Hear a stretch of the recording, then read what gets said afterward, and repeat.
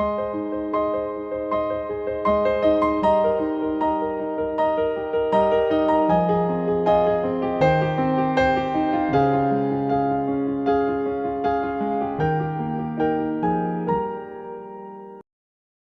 from my introduction, I'm in academics and I do teach a few courses in analytics and related subjects. Now, the bad news therefore is that this discussion might become a bit like a class. So I hope you're okay if I ask you some questions, right? So that we can just make it more interactive, okay? Now, how many of you are already into analytics? Doing some kind, okay. So for people who are already into analytics, what I'm going to say is probably very, very basic. In any case, I want to keep it, extremely simple and down to the very basics. And the idea behind doing this workshop or doing this talk is there are just too many models and techniques people talk about, right? And often, I mean, I don't know about you people who have been doing analytics or people who have been reading about it. I mean, I get very completely lost that, what are the things which we need to do? Okay, there are just so many things. So I was thinking, are there some basic minimum things which we can learn and that would solve most of the problems most of the time? And so this talk is more about identifying what we call the basic techniques which are needed, and once you kind of master them, then by and large you should be able to solve most of the problems, right? Obviously, analytics, as you would see, all the discussions going for the next few days, next 3 days, there are a lot of layers to it. There is a lot of stats, there is a lot of mathematics, there is a lot of computer science, there are smart ways of doing things. So and these things are getting complicated day by day, and not because people like to impress audience by doing complicated things, because complex problems would probably require complex methodologies. But in spite of all that, if I can kind of abstract to some of the basic minimum things which we need to know, and an absolute tick list that these are the things if we know, we should be able to solve most of the problem. What will those be? And that's what I intend to do.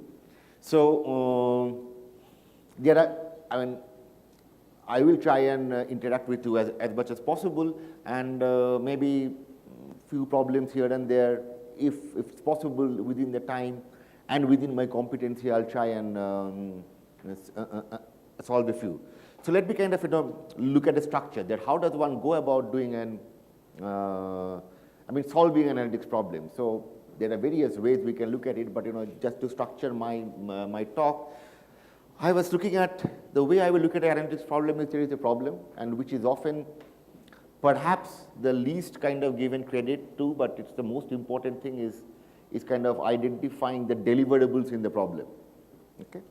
Now, just to do a very quick exercise, that imagine there are two alternate problems or two alternate consultancy projects which have come to you, right?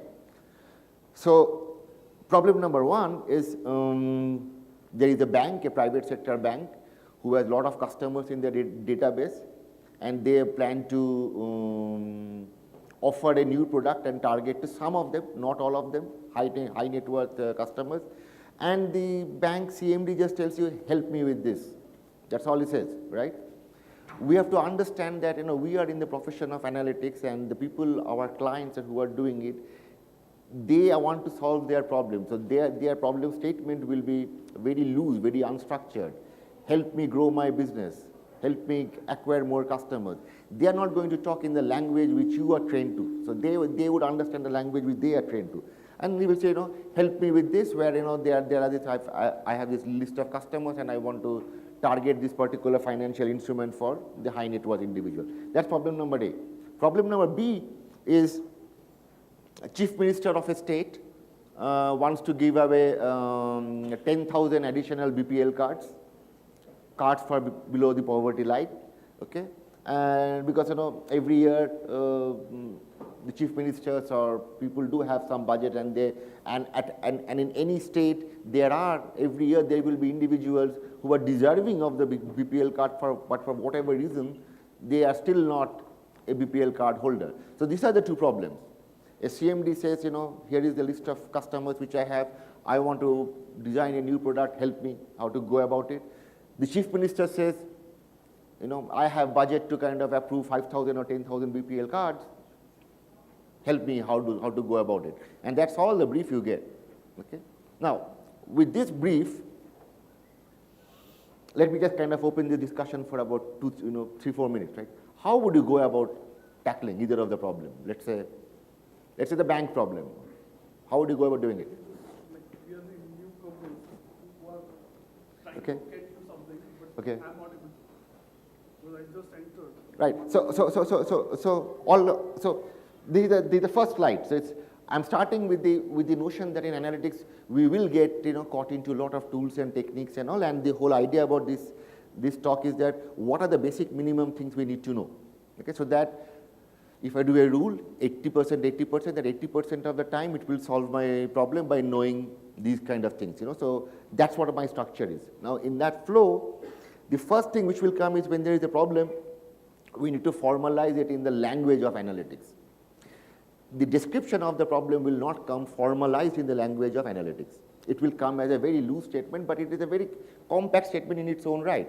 So that's where I started with two examples. The first example, there is a bank CMD who has a lot of customer data, customer transaction data and all, and basically he wants to offer a new product to the high net worth individuals, and he goes and tells you, help me how to go about it. The second problem is there is a chief minister who has some budget, he wants to give about 10,000 BPL cards, and he also approaches you and say, help me how to go about it. Now, how would you go about it? Any problem, yeah? Yeah, with the customer transitions, we check the data. Mm-hmm. We have a segmentation of the data and understand the high-value information. Okay. The characteristics. Fair enough. You have the data, we are going to do some transaction analysis and try to identify the customer, right?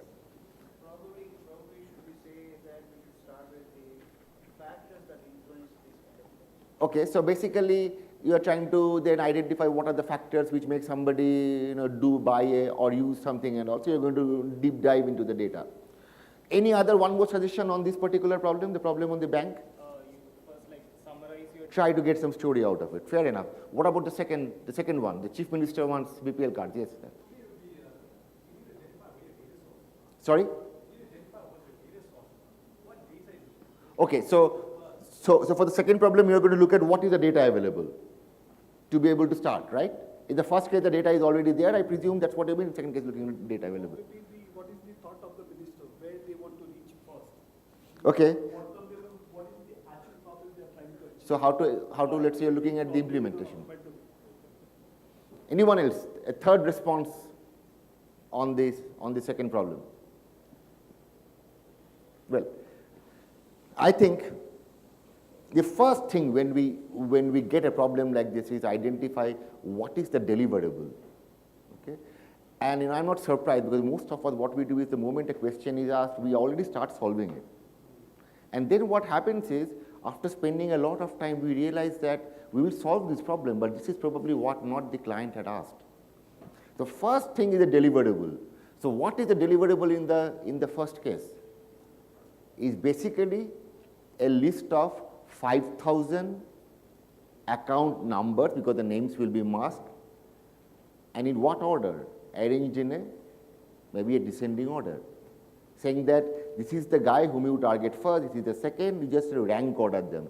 What is the deliverable is basically a list of IDs. That's the deliverable. What about the second case? What is the deliverable? List of names? No. It can't be. Why? Because you will not have access to the list of the people whose names will be there. So what would be the deliverable in the second case? Sorry? The ration card.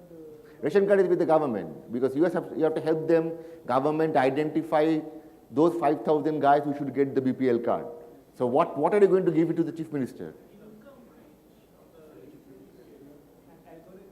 Yes, an algorithm.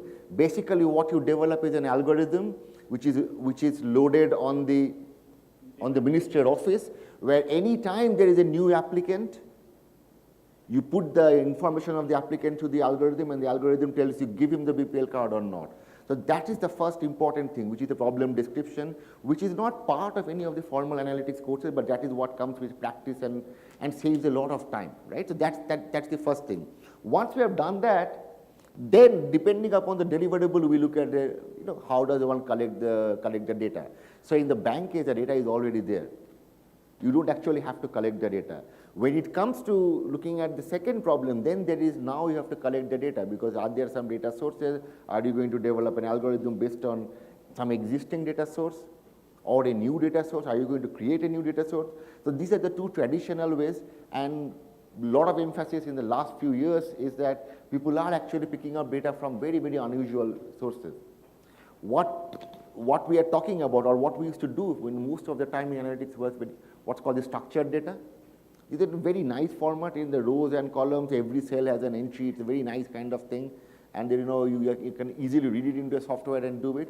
But nowadays, what people look at is, they have gone way beyond structured data, right?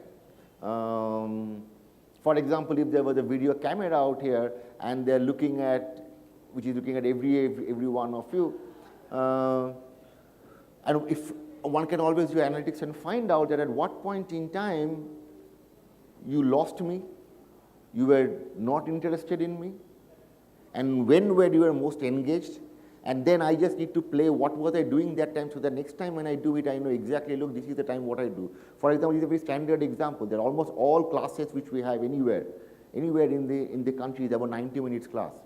Now, why 90 minutes? Why not 87 minutes? Okay. We haven't done that really, but the ideal way to do that is you have a 90 minutes class, you see the attentiveness of the student. I am positive that nobody can keep the same level of concentration for 90 minutes, right?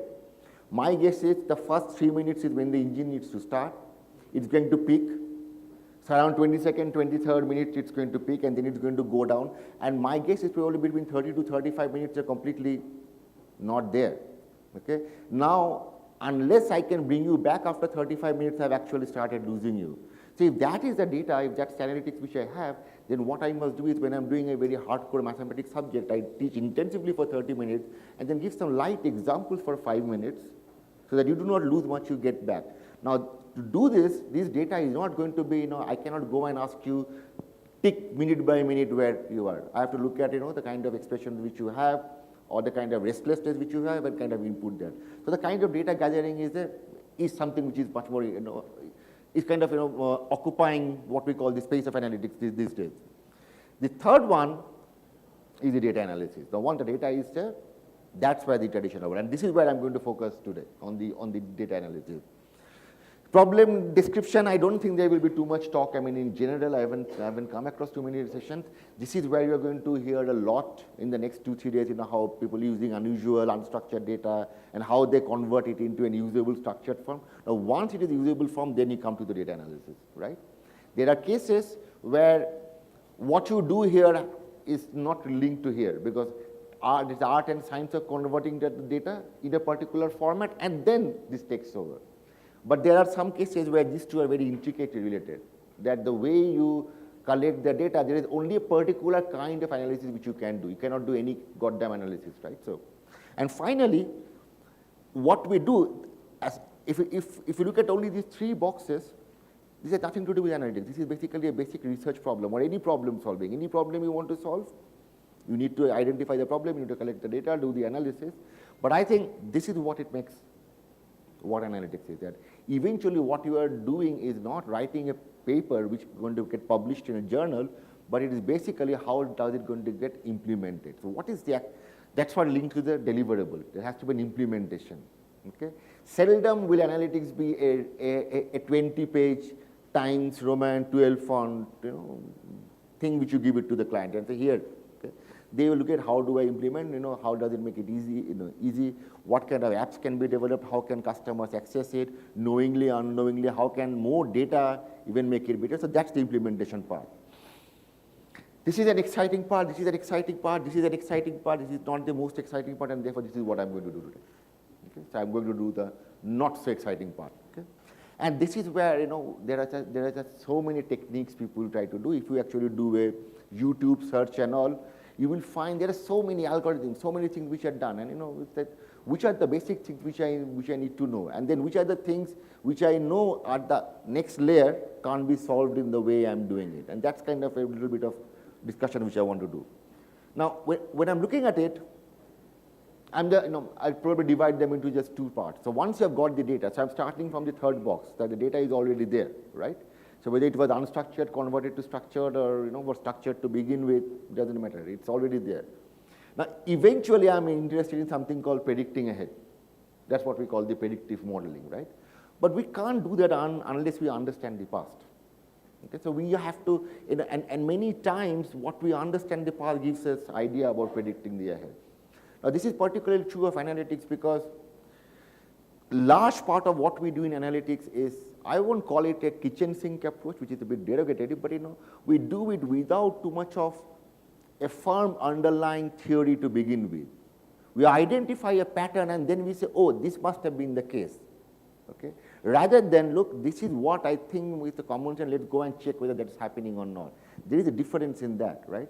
So there are problems which are extension of economics or finance. There is a theory. And we are trying to check whether the things follow that theory or not, and if not, then why not? Because we also know the theory is under certain assumptions. Is it because some of the assumptions are not right, and therefore can we apply this or not? That's one part. But the other is you're basically looking at a large data, you're trying to identify a pattern. The standard example of whenever it was found that whenever they wanted to go and in the weekends when people go and buy nappies, they also end up buying beer. There is no theory of nappies and beer, but that's a pattern. From there, you try to, okay, this must have been the case, right? So, but we need to understand the past to be able to come to this stage. Now, what are the things when we need to understand the past or the present? So basically, there are three broad things, and these are all based on, on what we call the statistics. Okay? So you will find there's a lot of things you need to know in stats, not to a huge level, but just to be able to conduct, understanding the past. Visual aid, I think, that's one of the, most simplest thing, but it often tells us much more than very complicated things. And what are the key things in visual aid? So we'll come to that. We need to know what is called the summary stats, which is basically, what is the mean? What is the median? What is the range of variance which we have? Okay. We also need to get to something about what we call the correlation. I mean, how are two or more variables moving? And we need that because eventually what we are trying to get is, how can I look at some variables and predict that, this is what's going to happen to the eventual variable. So we need some amount of stats, not a whole level of very sophisticated one, but a basic thing to understand the data. Okay? And we should also be able to make some statements. Okay? And I'll come to what do we make by statement. Understand the data and then kind of making some statements. When we look at the prediction ahead, and that's where some people call data mining, some people call it predictive modeling.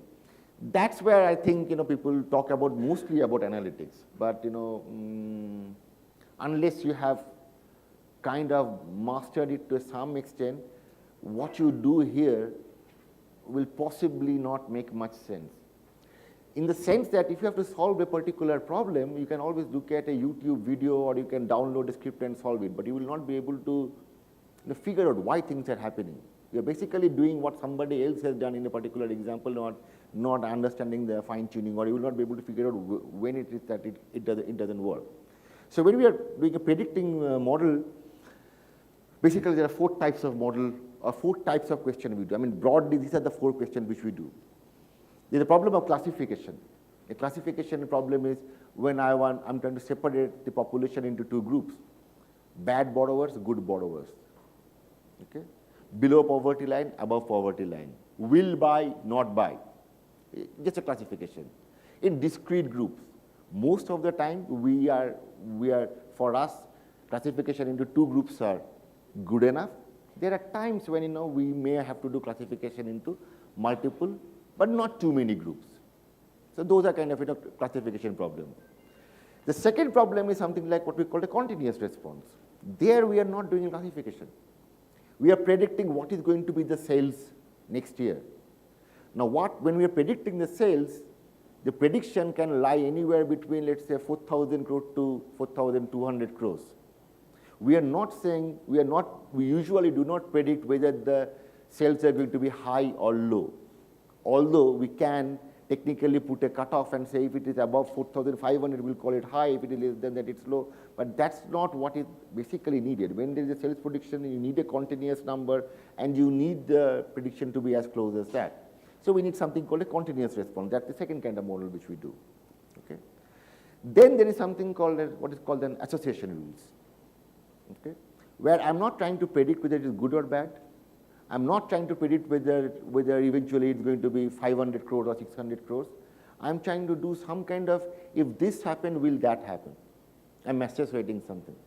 Okay, so if people buy these kind of books which we see in Amazon, and you often see in a ticker which comes at the end that people who bought this also bought that. Okay, so basically you're not predicting that, you're not predicting a model for who is going to buy this particular book. You're just saying to the people who are doing this are likely to do that. That's kind of an association rule. And then there are some kind of, there are a lot of the other kind of things which is a combination of this, where you are trying to create a whole range of data, trying to get some insight. So these are by and large the four objectives which we try and do. Okay. I will kind of go into some of the very some details of what some of these models are, and then we can we'll possibly be able to, at the end of the session, give you an idea that these are the 7 or 8 things which we need to know. And if we need to know this, and if we know this, then 80% of the time we're okay. So that kind of a simplistic approach. So let's start with looking at the past. Again, I just divide into 3 parts. One is the summary stats. Why do we need that? One is some of the kind of the visual way of looking at the problems and then making the statement. So what do we do in summary stats? So when we're looking at a summary stat, you have a data. You're looking at how did the data behave in the past, and just looking at 2 or 3 broad ideas that how is the data concentrated at a particular point, and how is the data dispersed from a particular point, and how is the data overall distributed. That by and large tells me a lot of story. And eventually the prediction which you are going to do is going to be largely determined by this if you study this well. Okay? And if you study this well, then among many models which you could have done, it all helps you to narrow down the things which you think is not going to work. Okay? So I mean, there are techniques of that. And these are the basic things which we are looking at. We look at something called a univariate or a multivariate. Univariate is when you pick up one particular variable and you're looking at how did the variable behave. In a multivariate, you're looking at a relationship between 2 or more variables, right? How are they jointly behaving? Okay? And the basic things, again, we try and do is, in a univariate, we of course need to know the central tendency, which is basically the mean, the average, the median, the mode. We need to have some idea about when we apply one of the others. Okay? Again, a textbook kind of thing doesn't help. All of us, have to be aware of that. Mean has certain problems, which is basically when there are too much of outliers, it can affect. Median has a problem that it almost neglects everything except for one observation. Mode can exist, need not exist, and mode can exist anywhere. It can exist towards the middle, highest frequency, it can occur towards the end. Towards the end will not tell you much, towards the middle will tell you much. But again, there are cases where mode has to be done, is whenever you're looking at something, people are saying, giving, let's say, subjective reasons or categorical part. Okay? So, I mean, you get a data and we are looking at something like, how satisfied are you? 1 is very satisfied, 2 is not, somewhat satisfied, so 1, 2, 3, 4. Now, different individuals are going to give a different response, and you're going to write those numbers 1, 2, 3, 4. Often the mistake which we make is we suddenly get confused that these 1, 2, 3, 4s are labels and they are not numerics as we understand. So if you are trying to look at this individual, some people have said 1, some have said 2, some have said 3, and some have 4, and you want to find out what is the average response, then a very common mistake people take is make an average of that. And the average happens to be 2.3. Now, this 2.3 means nothing. Okay? Because think about it, if you had asked the individual that if you're satisfied, give a color code blue. If you're moderately satisfied, give it green. If you're not very satisfied, give it orange. If you're completely dissatisfied, give red. Perfectly valid response. What would be the average of these 4 colors? Nothing, right? And therefore, when you have this number 1, 2, 3, 4, which is a label, and people make an average, I think no, that's a problem. So there, probably the best thing to do is find out what is the maximum occurring. So those are the cases where modes are very important. So modes are very important when the data may appear numerical, but it's not numeric at all. Numeric is just a label. We could have very well coded as with some color code, right? Multivariate, this is where we'll start giving, starting our framework to how a data is going to be eventually able to predict something, okay? And there we need to find out, how does 2 things move together, which is this very simple correlation. And many of these analytics algorithms are developed on what we call the crosstab, which is basically looking at the frequency. Okay, how many times A has occurred, out of how many times A has occurred, how many times B has occurred, and that already starts telling me that does B depend upon A or not. So those kind of things start happening when we are going there. Okay. What about statements? Sorry, what about the visual ones? Well, we all know about the chart, line, and all these gives a very good idea, but this is something, again, the scatter plot is something which we must also start training our eyes, because the scatter plot tells us lots of things which otherwise the algorithm, when you put it, will take a time to do it. For example, you can have a linear scatter plot, and then you are trying to fit something linear. You can have a non-linear scatter plot, then if you fit a linear, you will still get some accuracy, but certainly it can be improved. Now, only when you kind of plot it, you will be able to get some idea what kind of relationship are we going to do. So if we have to look at what are the basic statistics things which we want to do, these are the basic things which we have to be aware, and I think most people are aware of that. And then comes what is called the probability part, where we should be able to make a definitive statement. Okay? That this is the starting point when we are trying to make some kind of prediction. Okay? And what kind of statements we try to make? We have 2 kinds of sample, and we are trying to say whether the average of this sample is better than the average of that sample. Okay? Is it the case that the average household size of people above the poverty line is greater than average household size for people below the poverty line? Now, if that is the case, if we can statistically establish that is the case, then maybe household size can be one of the variables which can eventually explain that. But if that is not the case, then trying to force household size to determine something, I don't think is going to work a whole lot. Okay. Similarly, we look at the other things on how variable or what is the variation which is, and it kind of all comes down to something called the ANOVA, where we analyze the variable. Now, these are typically cases when we are comparing 2 samples, but you can actually have a multiple response, multiple variables, and you want to probably rank order them, that which one has the highest mean, which one has the second mean. There you will probably not be able to do a test of mean. It will not give you an accurate answer. ANOVA is going to pick up something and say, look, these are the most, are the more likely one. So when you're looking at the past, we need to have some idea about how does one look at from the statistics point of view and going about the data. And there is a layer which is here, which is basically one probability concept. I think all of us should be comfortable with, is what we call the Bayes theorem. Okay, so it's basically looking at a bit like a conditional probability, and what a Bayes theorem tells us is, if nothing, it helps us kind of evaluate what is the essential part of it. So let's kind of look at a simple number, right? Suppose I write there are good firms and bad firms. A good firm is a firm which is going to repay the money. A bad firm is going to run away with the money, right? And let's say there are let's say 900 good firms, okay, and there are 100 bad firms. Okay. Now you develop an algorithm, okay, and what does an algorithm do? It tries to predict some of the good firms with accurately, and some of the bad firms with some level of accuracy. So one algorithm could be that it can predict 850 good firms accurately and maybe 60 bad firms accurately. So what's the level of accuracy it has? 910, okay, out of 1,000, so 91% accurate. That's one algorithm, and the bank might be looking at. The second algorithm could be predicting 820 good firms accurately and maybe 70 bad firms accurately. So what's the accuracy of this one? 890. So often, if we don't look at if we separate the problem from the stats, we are going to say, look, this has a 91% accuracy. This has a 89% accuracy. So perhaps this is the guy who should get the contract. Okay? But then you start thinking that, okay, both of them are making mistakes. Which mistake is going to hurt me more? Letting go of a good customer or accepting a bad customer. So basically what you are looking at, not what is the probability that a good firm is found out to be good. What you are trying to find out is what is the probability that a firm is actually good when the algorithm calls him to be good.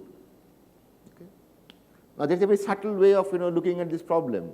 So what the first number says is that in the first case when I write 850 out of 900, so I'll say about 95% of the good firms are correctly identified as good. But that I don't think is the key thing. The correct thing to look at is out of all the firms that has been called good, how many of them are actually good? Because your business decision will eventually depend upon all the good firms are called good and how many of them are returning you the money. And to arrive at something like this, we have to look at what is called the Bayes theorem. So that's the other thing which we kind of slightly be aware of, how to kind of look at Bayes theorem, because that is directly used in developing some algorithm. It's hugely used in kind of validating whether something which we have done is good or bad. So many of you have done analytics must be looking at something called the confusion matrix. Okay, people talk about the classification problem, right? And usually the standard way of looking at classification problem is look at the diagonals entries, divide by it, and that gives you an idea. But then you will go to the second layer and find out, look, the diagonal entries are really not of that help in a particular problem. What is of an help is when you are calling somebody good or bad, how many of them actually turn out to be good or bad. Not how many of the initial good ones were correctly identified or bad ones were correctly identified. And that's kind of what comes in the Bayesian structure. Now, if we go ahead, okay, by and large, these are the kind of things we try and do. So we had talked about the four types of problems which we try and solve. One is a classification problem. Could be binary or it could be discrete, but more than one. We talked about continuous response, we talked about association rules, and there are some of the other kind of things. Now, what are the basic models which we try and do? The first is the naive Bayes, which is based on something like that. We're looking at a very simple one leading to the other and being able to do it. And that's a very basic one which can be implemented. One of the things with the naive Bayes approach is that it doesn't require too much of complex calculation. It basically, by and large, can be done by just a frequency calculation. That's why it's a very easy one to do. And I think everyone should kind of, in a way, master. Even easier is, I think, what is called the KNN, or the K nearest algorithm. And that's an amazingly simple thing. And in a large class of problems, if you just do KNN, which is not a very sophisticated technique at all, it's going to do a job as good as the high-end ones. And what does the KNN do? So basically, what am I trying to do? I'm trying to say whether the firm is good or bad. And based on what? The firm has some financial ratios, a lot of things. So in this space, the firm is a dot out here. Sorry. In this phase, this firm is a dot out here. Now, I can only draw a two-dimensional for easy, but there could be so many. There could be about 10, 12 factors, and if you could actually visualize them, it's a dot. So for each factor, there is a dot. And you want to find out the firm is going to default or not default, good or bad. Don't do any sophistication, right? Pick up, let's say, 3 immediate neighbors. So what are 3 immediate neighbors? Pick up the 3 closest other firms from the sample. So this could be the 3 closest other firms of the sample. Usually pick up odd number, and we will see why. Okay. So what are these firms? So for example, suppose we were looking at only one variable, debt equity ratio. So this is the debt equity ratio, and this is something else, maybe the sales to some other ratio. This is another firm with a debt equity ratio and sales ratio. This is another firm. So these are 3 firms. We want to find out if it's going to be good or bad. Okay. Find out among these 3 how many of them are good and how many of them are bad. That's why the odd number is useful, because it will always pick up one majority, right? If 2 of them are good, then this firm is a good firm. If 2 of them are bad, then this firm is a bad firm. That's the simplest way of looking at it. But obviously, if you do k with 3, then you are going to get an answer. You must then do it with 5, you must do it with 7, you can do some iterations. And usually people use a rule of thumb that if the number of observations you do, you do not need to do more than root over n. In fact, people have figured out that you don't even need to do more than 11 or 13. Okay?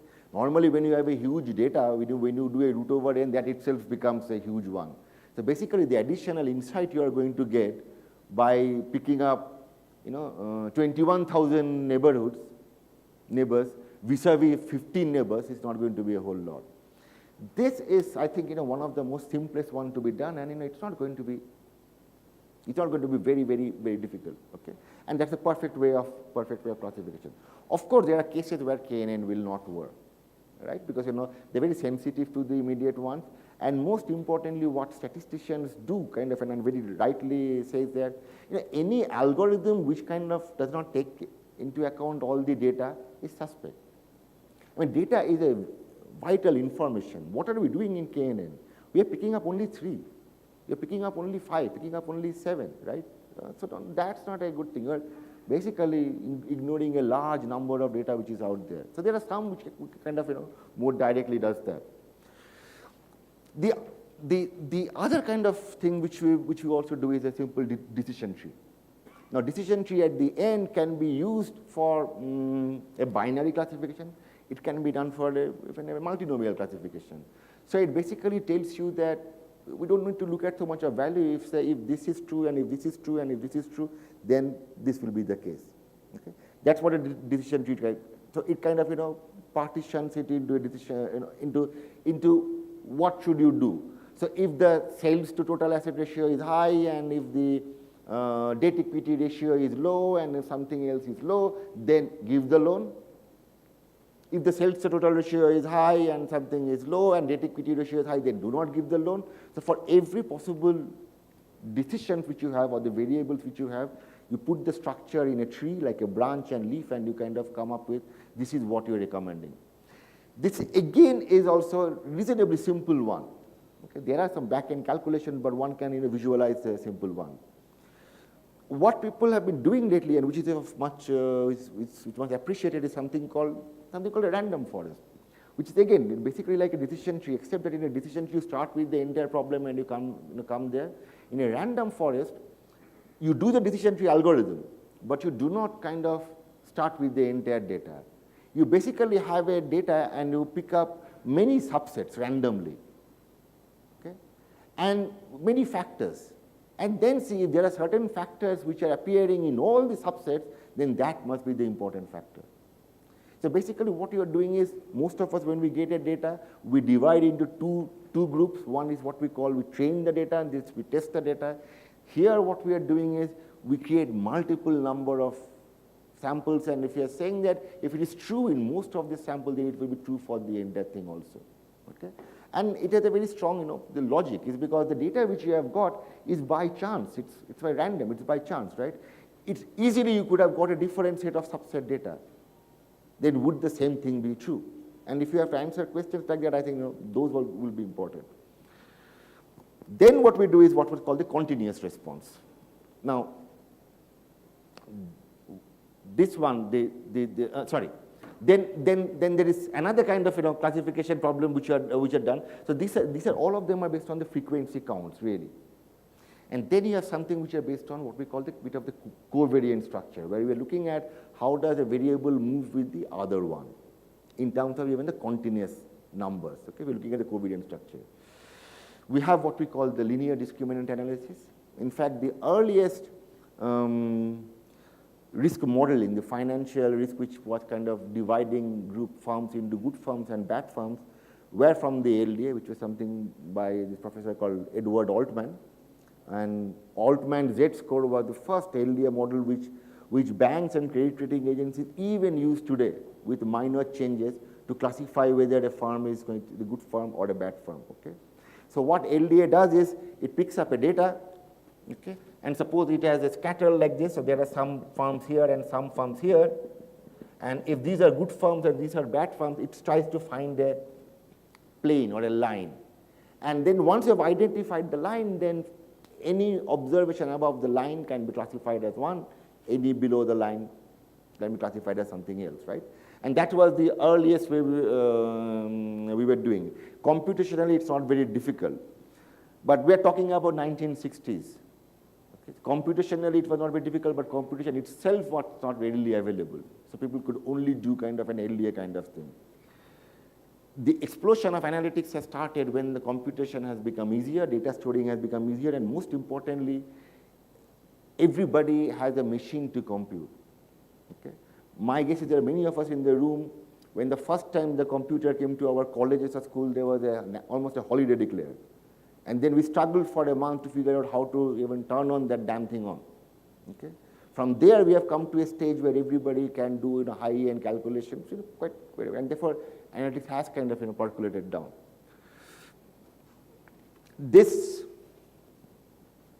monster or this logistic regression, that's where you will find most of the analytics problem start or may end. Okay? And because this is which is a very good classification, a binary classification. It takes every data structure. It looks at the combination of one variable x1 with another variable x2. So it is looking at this whole kind of a structure and then being able to predict something. It doesn't ignore anything. It looks at the magnitude. It just doesn't look at the count. If you want to convert the magnitudes to count, you can do that, which you cannot do in some of the other cases. And this is something which is perhaps the most used logistic regression in most of the problems. Okay? You want to find out a BPL person above poverty line or not, you can do various ways, but one way to do that is develop what is called a scorecard, the algorithm, and the algorithm backend is a logistic regression. You want to predict a firm is going to default or not, use a logistic regression. Now the advantage of logistic regression against the other ones is that others will only tell you that this firm is good and that firm is bad. It cannot rank order among all the good firms. There's no way. A logistic regression will give you an exact probability. Now we may say that we might not always need the probability, but of course we will need it, because when a bank is trying to price its loan, it is looking at the probability of default, because the interest rate which it will charge will depend upon the probability of default. The step one is to identify whom I will not give and whom I will give. But among the ones whom I will give the loan, I need to be able to charge different interest rates. So we will need the probability of default. Okay? And then we have something called the support vector machine. So these are reasonably new generation. In an LDA, we did one particular line which separates. But think about it, this line can separate the good and the bad, but so can this line. Sorry. But so can this line. This line can also separate. In fact, there is a lot of lines which can separate. Okay? Now, one may say it doesn't matter, all of them are doing the job. But well, it will matter, because when you are predicting, if the new observation was this one, then it matters. Because if you had used this one, then it will be a good firm. If you use this one, it will be a bad firm. Right? So therefore, there is a sample, and once you go slightly away from the sample, it might start mattering. What we basically want to do is, we want to create something like a band and say the one which goes right to the middle is the best possible line. So you create a band, and then the one goes to that band, the median of the band is the best possible, and that's what the SVM or the support vector machine does. So it is a refinement over the LDA, okay, where you will possibly be able to get a more accurate viewpoint than what we get. The second kind of model which we have is what is called the regression techniques. That's a continuous response. Now, logistic regression and regression are basically these are the techniques where you can look at the effect directly of a particular variable x on your interest variable. The frequencies do not give you the effect of this directly on the interest variable, because you do not always know when x is affecting y in a particular way. How much is it because x is affecting y directly? How much is it because x is affecting another x and that is affecting y? Okay? But only when we start doing a regression kind of thing, we are able to separate what we call the individual effects, the partial effects, and the group effects. And those become very important, because then we need to target it. Okay? If we look at the entire variable as one particular huge group, then we probably don't need to. But when you're doing a predictive, we need to do some kind of targeting. That's why we kind of do that. association rule.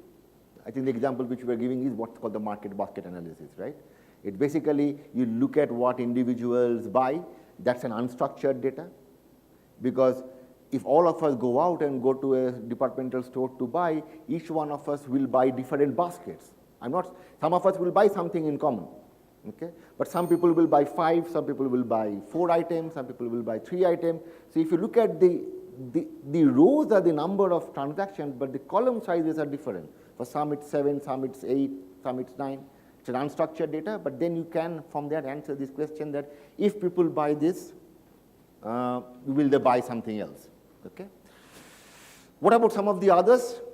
Now, one of the more common one is the clustering problem, where basically you look at, although the data is there, are there some groups which are together? So you can identify the data into multiple clusters and say, look, these observations are close, these observations are close, these observations are close.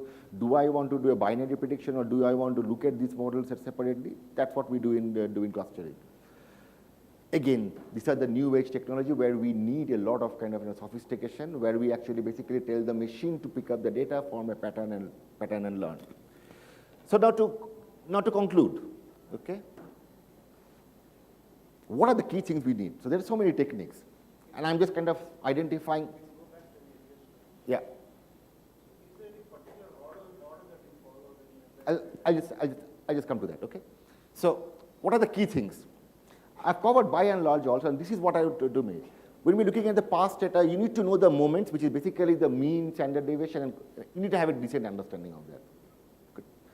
When you're looking at a statement, I think the hypothesis testing and ANOVA is good enough. I don't think we need to, I mean, even if you do not know goodness of it, at this level it's okay. But doing the ANOVA is a good enough technique to be able to see which are the variables which are important. Visual, I think scatter plots and histogram. A histogram tells you how is the data spread, and scatter plot gives you a pattern. Knowing these two, identifying these two is, again, for me, it's good enough to kind of look at these things. If you go to look at future predicting, so if you're looking at the classification, logit and KNN. Okay? KNN is the simplest one. Logit is obviously you will need that. So if you decide that I will only pick up these two models, I cannot put a number, but I think 50% of the time any parameter problem given is you can solve it. Okay. Containless test for regression is a huge topic, but so this will basically give you a good idea. And for others, something like a market basket analysis or clustering, depending upon the problem. MBA problems are specific problems. It's not a technique which you can apply to any particular problem.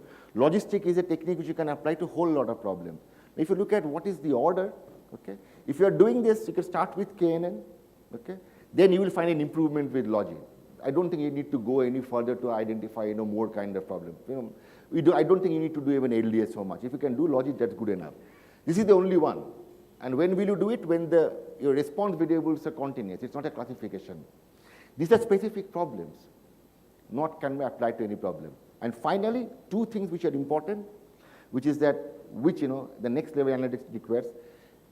Analytics is actually far less about stats. It's about linear algebra and optimization. Okay? Why linear algebra? You have 1 million rows, you have 300 columns. What's that matrix like? It's 1 million cross 300. No machine will be able to handle that. You want to invert that, it will never be able to do that. So the trick is to divide that 1 million cross 300 into sub-determinants, evaluate them, each one of them, and find a way how am I going to combine them at the end. Now that is something which the data science requires extensively. That's the next layer if you want to do. Is that necessary to be a good analytics? No. This is necessary to be a great analytics guy who is developing it. You want to work in analytics, knowing this should be good enough. Optimization, of course, it is required, because I will just end with this example. In a market basket analysis, you can say I can place this next to that, but if you place this next to that, which means you cannot place this next to something else. Because you cannot just flood your store with one object in every rack, right? So they have to optimize it, that where am I putting is going to give me the highest return. So you cannot do it in the silos. At the end, there has to be an optimization. Subject to the money, what am I going to do? This is not required when we are doing an internet kind of MBA. Because when you're recommending a book in the internet, it doesn't mean I cannot display that book elsewhere.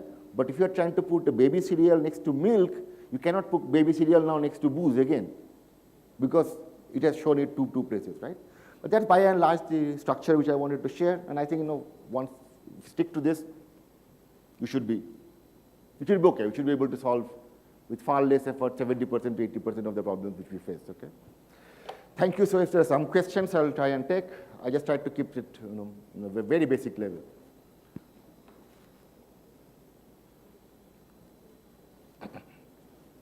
Any specific queries or something which you have? We have about a minute. Look at ANNs in the others category, not in the classification. But generally ANNs. Yeah, but AN is kind of, it's a machine learning, so that kind of, any kind of problem when the machine learns and tries to kind of identify. For example, ANN is done, let me give you an example. All of us have Facebook, right? And you have Facebook friends, and you post a group photo with some of their friends. And Facebook will start suggesting that, do you want to tag XYZ? Now, the way it does is because at the back end, the computer will fed so much of data about your friends, they can actually make a face contour and they're trying to suggest it. So you need those are the machine learning. The machine learning solves this problem. Machine learning can do classification also. The machine learning is keeping it completely others. It can go across places. But logistic regression can never be used to solve this particular problem. One can, but it will be not a right way. Yeah.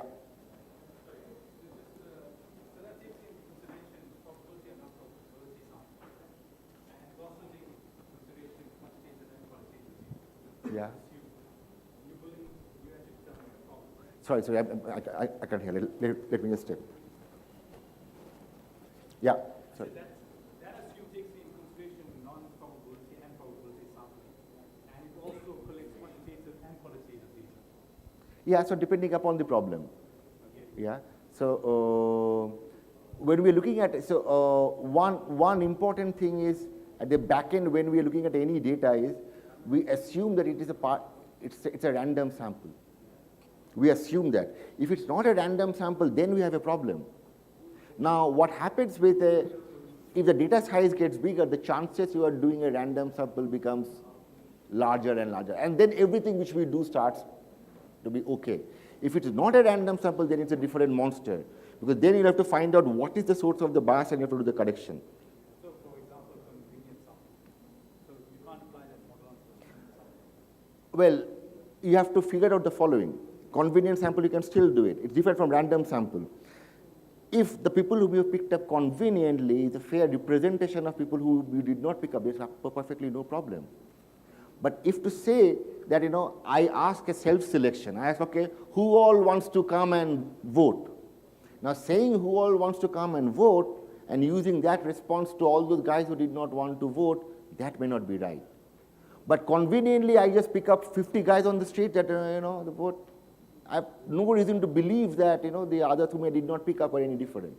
So those become a different problem. Now, with analytics, when we have a transaction data, the self-selection problem kind of goes down.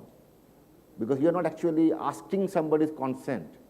Basically, whatever people have done, you have picked it up. So transaction data can be very well to talk about that group. I cannot use transaction data to talk about people who are not part of the transaction at all. I cannot use Citibank transaction data to talk about people who don't have bank accounts.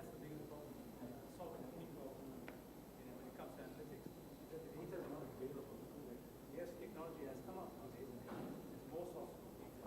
What if the data is not available to solve a problem? People do some kind of proxies, but whatever proxies you do, see, you have to look at that these proxies are good enough in terms of the randomness is there. If it is not there, then you have a problem. Okay, I think am I out of time now? Yes, I am. So thank you.